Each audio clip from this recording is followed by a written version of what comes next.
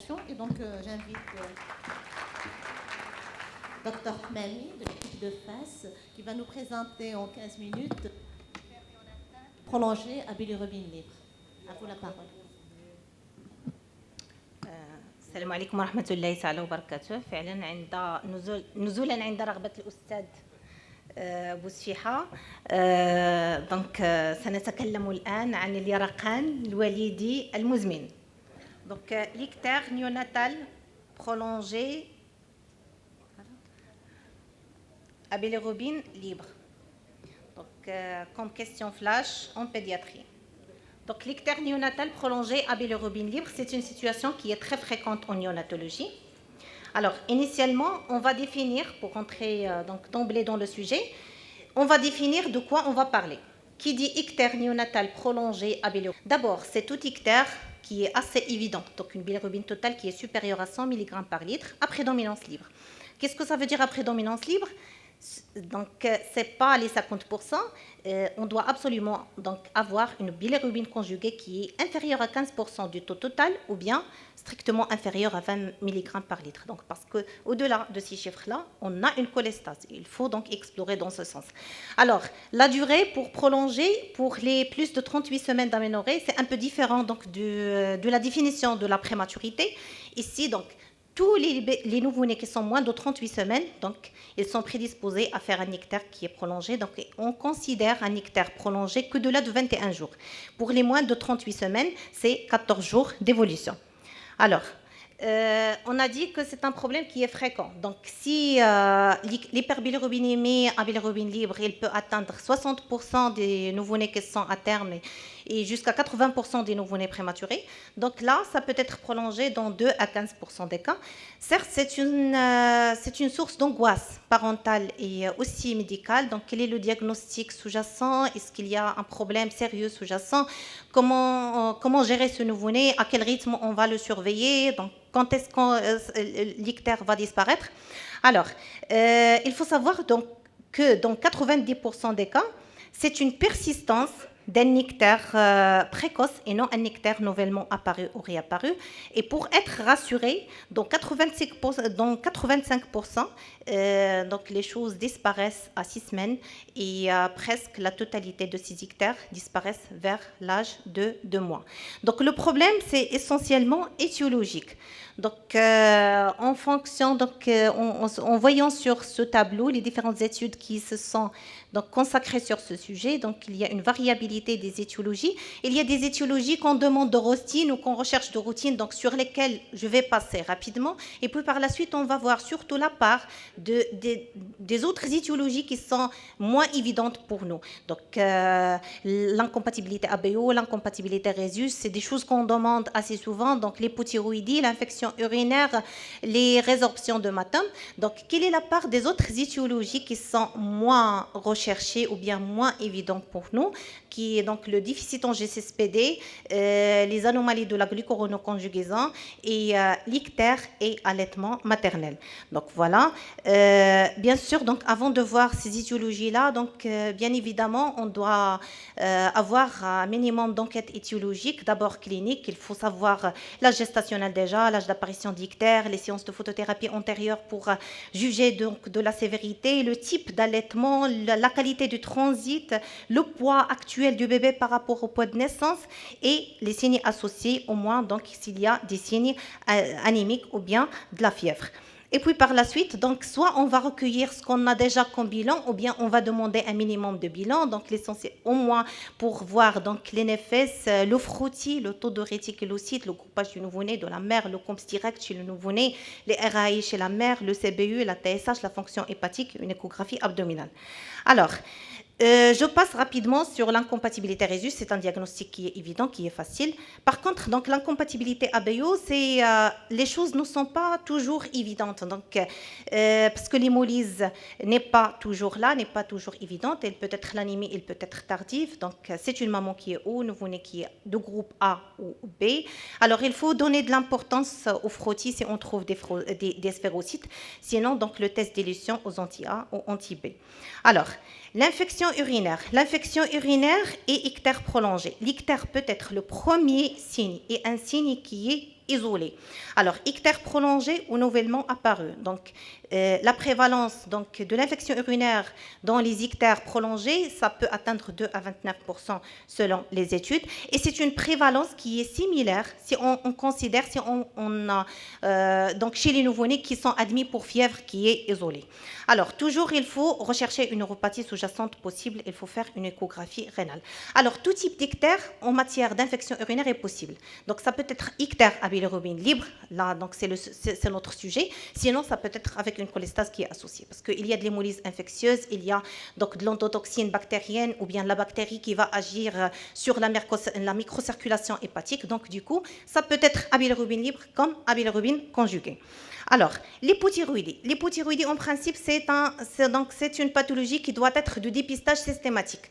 Mais en absence de dépistage systématique, devant tout ictère prolongé, il faut demander une TSH et rechercher une hypothyroïdie. Là aussi, pour l'hypothyroïdie, tout type d'ictère est possible, que ce soit à bilirubine libre, que ce soit à bilirubine conjuguée. Toujours une hypothyroïdie sous-jacente à rechercher. Donc voilà, résorption d'hématome. Soit c'est un hématome qui est évident, le plus souvent c'est surtout la localisation céphalique. Sinon, donc surtout, je vais insister sur une localisation qui est particulière chez le nouveau-né, c'est l'hématome surrénalien. Alors, parce que les surrénales chez le nouveau-né, ils sont particuliers, ils sont hypervascularisés, ils sont prédisposés au saignement. Donc, du coup, pensez à demander une échographie rénale et rechercher un hématome surrénalien en cas d'ictère prolongé. Voilà, donc sur une série qu'on a donc, au service de 21 cas d'hématome surrénalien, dans 10 cas, presque 50% des cas, c'était l'ictère, le premier signe révélateur donc, de l'hématome surrénalien. Voilà, donc c'est le premier groupe d'étiologies qu'on évoque le plus souvent et qu'on recherche le plus souvent. Donc pour passer par la suite, donc aux autres étiologies qui sont moins évidentes pour nous. Alors, l'ictère néonatal prolongé et déficit en G6PD, quel lien ? Alors, il faut savoir que le déficit en G6PD, c'est un déficit enzymatique parmi les déficits enzymatiques les plus fréquents, les plus répandus dans le monde. Plus de 400 millions de personnes y sont atteintes, donc 5% approximativement de la population mondiale. Alors, un tiers des étiologies identifiées dans toutes les cohortes d'hyperbilirubinémie sévère ou des indications d'exsanguinotransfusion sont en rapport avec un déficit en G6PD, aussi pour l'ictère nucléaire, donc c'est 20% dans le registre américain d'ictère nucléaire. Alors, le déficit en G6PD, c'est vrai que le gène il est porté par le chromosome X, donc il y a une prédominance masculine, mais les deux sexes peuvent être touchés. Que ce soit, donc la fille, il peut être touchée, que ce soit à l'état hétérozygote comme au zygote. Donc, parce que, en principe, l'expression d'un des deux X dans les cellules, il est aléatoire. Donc, ça peut être, en principe, donc, il y a un seul X qui fonctionne dans la cellule. Ça peut être le X qui est malade. Donc, c'est possible dans les deux sexes. Alors, la physiopathologie n'est pas élucidée. Il faut donc savoir qu'il y a deux tableaux. Alors, il y a un tableau, le premier tableau, c'est un tableau précoce, débutant avant 24 heures de vie, non expliqué par une cause immunologique et sans hémolyse patente initiale. Il ne faut pas attendre qu'on a de l'hémolyse, qu'on a de l'anémie pour évoquer le diagnostic de déficit en G6PD. Alors, ici, on a soit c'est une subhémolyse avec donc l'hémolyse qui va apparaître par la suite, soit c'est des modifications de la glycuronoconjugaison. Et il y a un deuxième tableau, c'est d'hyperbilirubinémie aiguë et sévère avec hémolyse évidente, qui apparaît brutalement avec des chiffres de bilirubine qui augmentent brutalement entre J4 et J10. Là, c'est des tableaux qui sont plus ou moins comparables aux tableaux qu'on voit chez l'enfant. Ici, ça peut être provoqué par une médication qui est prise par la maman, soit avant, soit après la naissance, soit l'application de l'henna, surtout l'henna, donc dans notre contexte, chose qu'on voit assez souvent. Donc, pensez au déficit en G6PD si vous voyez un nouveau-né qui est tout jeune avec l'application de l'henna sur le cordon ombilical qui est donc initiateur des accès d'hémolyse chez les déficitaires en G6PD. Voilà. Donc le diagnostic, il faut savoir que l'activité déjà du G6PD, il est un petit peu plus élevé chez le nouveau-né par rapport à l'adulte. Donc pour retenir, il y a certains qui disent tout chiffre inférieur à 10, mais sinon tout chiffre qui est inférieur à 7 unités par gramme d'hémoglobine. Il faut penser donc au déficit en G6PD et puis par la suite, effectivement, par la suite, il faut faire toute une enquête familiale et, parce que c'est tout un suivi par la suite. Ça peut être le nouveau-né qui va dépister la maladie qui était méconnue chez les frères et chez les deux parents. Alors, la deuxième étiologie moins évidente et qui est aussi une étiologie assez fréquente donc, des ictères prolongés, c'est les troubles héréditaires de la glucuronoconjugaison. Alors, c'est des altérations du gène uridine glucuronyle transférase entraînant une fonction enzymatique soit diminuée, c'est la maladie de Gilbert, ou absente, la maladie de Crigler-Najjar. Alors, il faut noter déjà que l'activité de cette enzyme elle est très faible chez le nouveau-né. Il ne représente que 1% de la fonction de l'adulte, où cette fonction adulte ne va être atteinte que vers l'âge de 3 mois. Alors, il y a deux pathologies, comme on a dit, c'est le syndrome de Gilbert. Le syndrome de Gilbert, c'est l'hyperbilirubinémie héréditaire la plus fréquente. Là aussi, c'est un déficit qui est très fréquent, comme le GSSPD, c'est 3 à 13% de la population. Mais c'est un syndrome qui est bénin. En général, c'est une hyperbilirubinémie qui est modérée. Il peut être grave, c'est associé au déficit au GSSPD ou incompatibilité ABO. Donc le diagnostic, c'est l'étude génétique, mais en général, ce n'est pas une source d'hyperbilirubinémie qui est grave. Donc en général, les choses s'améliorent vers l'âge de 3 mois, parce que l'âge où le nouveau-né va atteindre l'activité adulte. Par contre, le syndrome de Crigler-Najjar, c'est une forme qui est rare, heureusement, mais qui est grave. Alors, c'est le déficit qui est complet. C'est une pathologie qui est pourvoyeuse d'hyperbilirubinémie qui est grave, d'ictère nucléaire, et c'est un risque qui persiste jusqu'à l'âge adulte. Donc, là aussi, le diagnostic, c'est l'étude génétique. Alors, on peut différencier deux types en fonction de la réponse au phénobarbital. Donc, ça peut être un test diagnostique s'il y a une réponse au phénobarbital. Alors, maintenant, l'ictère et allaitement maternel. Diagnostic qui est largement évoqué. Alors, quelle est la part réelle de ce lait maternel dans l'ictère néonatal prolongé? Donc, le mécanisme physiopathologique, il est non très bien élucidé. Soit on incrimine des substances propres au lait maternel qui vont altérer la glucuronoconjugaison ou bien qui vont aggraver le cycle entérohépatique, ou bien, donc, ce qu'on a récemment donc, à voir, c'est une prédisposition génétique chez des bébés sous allaitement maternel. Soit c'est un déficit enzymatique en GSSPD, soit c'est le déficit en glucuronyle transférase. Alors, déjà, il faut différencier deux situations dans l'ictère et allaitement maternel. Soit c'est une insuffisance d'allaitement maternel, ou bien c'est un ictère ou lait maternel. Alors... Voilà, déjà, c'est un diagnostic qui sort le plus souvent dans toutes les séries d'ictères prolongés. Et donc, c'est plus de 60%, 75%. On incrimine le lait maternel. Alors, pour différencier entre insuffisance d'allaitement maternel ou bien c'est un vrai ictère ou lait de mère. Alors, l'ictère ou lait maternel, donc, il apparaît la deuxième semaine. Donc, que vous voyez à droite. Alors, déjà, c'est un ictère qui va apparaître la deuxième semaine de vie chez un bébé, chez un nouveau-né qui tète très bien, qui prend correctement le poids, qui mouille très bien ses couches, alors avec un transit qui est effectif et la couleur des selles qui est normale. Alors, c'est une condition qui est bénigne. En général, ça se résout vers l'âge de 3 mois. C'est pour ça, donc, le fait que le lait maternel, quelle que soit la poursuite par la suite, que le bébé soit toujours sous allaitement maternel ou sous autre lait au-delà de 3 mois, ça disparaît. C'est pour ça qu'on incrimine donc, une prédisposition génétique de ce type d'ictère. Donc, ça se résout vers l'âge de 3 mois.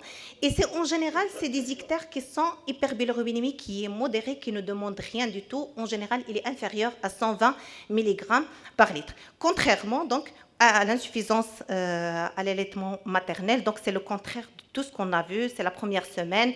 Un bébé qui ne tète pas très bien, qui a une mauvaise prise pondérale, alors, ou bien il a perdu plus de 10% de son poids par rapport à son poids de naissance, problème de transit, alors il continue à émettre son méconium même au-delà de 72 heures, donc c'est des selles qui sont faibles. Alors là, c'est un problème qui est sérieux. La photothérapie, s'il y a une indication, et en général, le problème se résout avec une alimentation qui est correcte. Donc il faut supporter. Ça peut être, donc c'est un problème d'hypogalaxie, ou bien c'est le bébé qui est faible, qui ne tète pas très bien. Donc le fait de résoudre le problème, ça résout le problème d'ictère. Voilà. Donc, Avant de conclure, on va résumer tout ce qu'on a vu sous forme de ce algorithme, donc l'ictère néonatal. Donc déjà le diagnostic positif, il faut reconnaître qu'est-ce que c'est que déjà un ictère néonatal, l'enquête étiologique, clinique et le minimum d'examen paraclinique. Alors et puis par la suite, en fonction de ce qu'on a, est-ce qu'on a une hémolyse qui est évidente, soit c'est de l'anémie, soit c'est des choses qu'on trouve sur le frottis, soit c'est un taux de réticulocytes qui est supérieur à 2%. Donc, voilà, donc par la suite, c'est en fonction de ce qu'on va trouver dans les bilans. L'incompatibilité Rhesus, l'incompatibilité ABO, voilà ce qu'on va trouver. Le déficit en GCSPD, sinon, parce que c'est un déficit le plus fréquent, sinon c'est le pyruvate kinase. Et là aussi, on va doser l'activité enzymatique. Alors, les anomalies des membranes, la sphérocytose héréditaire, je n'ai pas parlé dans l'exposé, mais je vous ai mis ici, il faut faire attention à l'NFS si on trouve une CCMH qui est élevée entre 35 et 42 grammes par décilitre. Il faut penser à ce diagnostic et on confirme soit par le test de résistance ou c'est le test EMA. Alors les autres, soit on a une polyglobulie, une résorption d'hématome. Et si l'hémolyse n'est pas évidente, l'infection urinaire, l'hypothyroïdie, le déficit en GCSPD qui figure dans les deux situations, qu'on a l'hémolyse ou pas. Alors, l'insuffisance d'allaitement, ictère ou lait de mère, le défaut de conjugaison ou bien une médication qui est prise, notamment la ceftriaxone. Et je vous remercie. Oui, merci Dr Mami pour cette présentation très intéressante et le respect du temps. Donc la parole est à l'assistance pour d'éventuelles questions. Bon, en attendant les questions de la salle, moi je voudrais vous poser une question concernant la démarche diagnostique que vous avez tout à l'heure soulevée dans le diagramme. Est-ce que vous demandez systématiquement l'échographie abdominale devant tout ictère néonatal prolongé, quel que soit le contexte de naissance et de la période néonatale?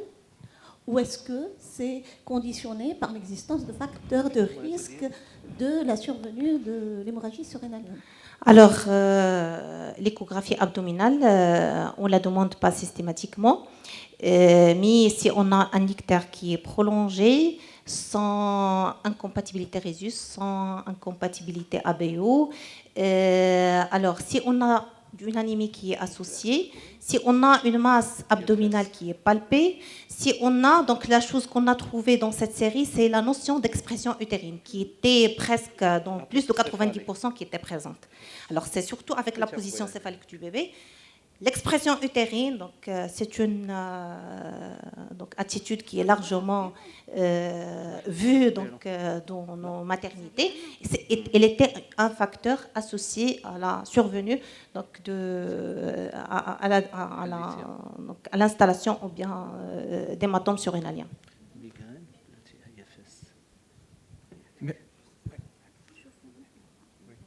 Une notion aussi importante qu'on a toujours enseignée, se renseigner sur les selles et les urines. Parfois, il y a des formes atypiques de l'ictère cholestatique. Hein? Il faut s'acharner à éliminer, il faut régler le problème avant 45 jours. Deuxièmement, est-ce que l'apparition de cet ictère, est-ce que dès la naissance ou bien après un intervalle? Et c'est important. D'autres maladies métaboliques, telles la galactosémie et d'autres. S'il vous plaît. Oui, juste pour une chose, pour l'hypothyroïdie. Je préfère remplacer le TSH par le T4. Parce qu'on a aussi un petit pourcentage d'origine centrale, que dans ces situations, le TSH, il est normal. D'accord? Donc... Pour l'hypothyroïdie centrale, c'est rare, c'est exceptionnel. Mais si on veut le piquer, il faut faire les deux. Voilà, au moins le T4. Parce que le TSH, il est fait pour le dépistage, pour le guitry. Donc, au moins les deux. T4 pour le dépistage, non? Non, mais ce qui tu fait peux pour faire le les guitry. deux. Oui. Parce que j'ai vu une patiente, une petite fille, ictère, il a fait, à chaque fois qu'il voit un pédiatre, TSH. 10 TSH normal. Non, normal. Et à la fin, c'est une hypothyroïdie d'origine centrale et on a perdu 3 mois d'évolution. Mais bon. Une question, s'il vous plaît. Une question. Je pense la dernière. La dernière, donc sur le plan pratique, jusqu'à quel âge il faut continuer à traiter par la photothérapie, avec des taux de bilirubine qui dépassent les chiffres normaux, et quel est le seuil de sécurité pour éviter d'avoir la surprise d'un ictère nucléaire tardif? Alors, en cherchant dans la littérature, on ne trouve pas d'âge limite donc, pour arrêter la photothérapie. Alors, ce qu'on fait donc, sur le plan pratique, déjà, on connaît qu'au-delà de 2 jours, donc, la barrière encéphalique elle acquiert une certaine maturité. Alors, mais ça dépend donc, à quel état on voit ce nouveau-né. Est-ce qu'on le suit? Si on suit ce nouveau-né depuis la naissance et on gère, en général, lorsqu'on est au stade d'ictère prolongé, c'est des bilirubines qui sont, c'est des hyperbilirubinémies qui sont modérées, sans facteur de risque. Mais là, lorsqu'on voit un nouveau-né à J14 ou bien même au-delà avec des chiffres de 400, franchement, donc on n'est pas, on ne peut pas ne pas mettre sous photothérapie intensive, même avec donc quel dégâts neurologiques déjà installés. Donc ça dépend de l'état là où on voit le bébé. Mais en principe, donc l'ictère prolongé, si on le suit dès la naissance, c'est un problème surtout étiologique. Mais en général, les chiffres ne sont pas très élevés si on les gère avant cette phase-là de 14 et de 21 jours. Je vais juste répondre par rapport à l'âge, parce que ça m'avait intrigué. J'avais demandé à Dominique Debré, qui est à Paris, et qui a de grands enfants qui viennent, selon les maladies, toujours faire leur photothérapie. Il n'y a pas d'âge pour traiter un ictère élevé.